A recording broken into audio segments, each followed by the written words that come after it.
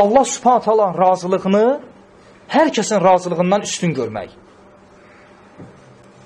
Bu hədis həm Peyğəmbərdən də nəql olunub, həm də Ayşənin öz sözü olaraq da nəql olunub.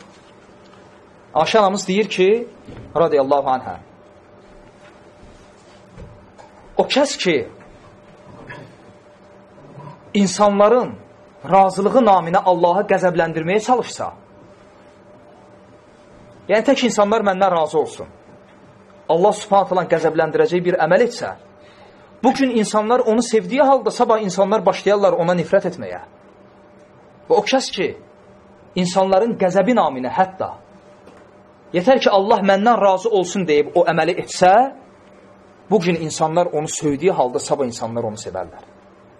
Çünki bütün qəlblər Rəhmanın iki barmağı arasında tək bir qəlb kimidir.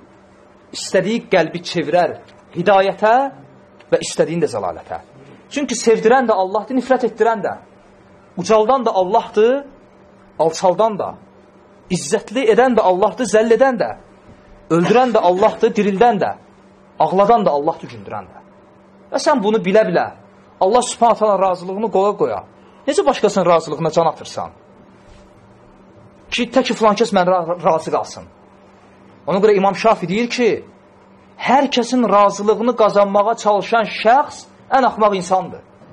Ən axmaq, insanların ən şərəflisi Muhammed sallallahu aleyhi və səlləmdən narazı olaraq köçənlər oldu dünyadan. Əşrəf-i məxluqat, ən şərəfli insan, ən əzəmətli əxlaq sahibi. Hətta ondan razı deyildilər. Sən istəyirsən, hamı səndən razı olsun.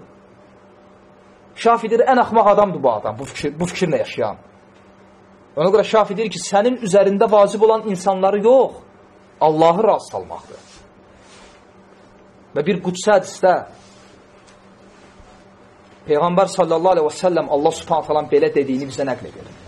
Əgər Allah məxluqları içərisindən birini sevərsə,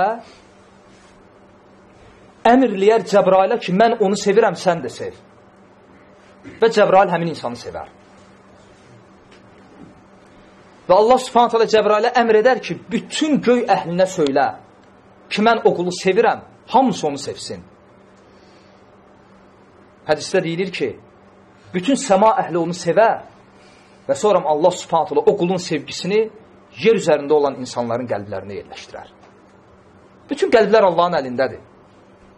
Ona görə sənə lazım olan Allah subhanahu taala sevgisidir. Sən ona can at. Ona görə təvəkkül və Allahın sevgisinə, razılığına can atmaq ixlas üçün ən böyük göstəricisidir. İxlasın ən böyük, yəni əlamətidir. Və ona görə bunu qazanmaq üçün biraz çalışmaq lazımdır.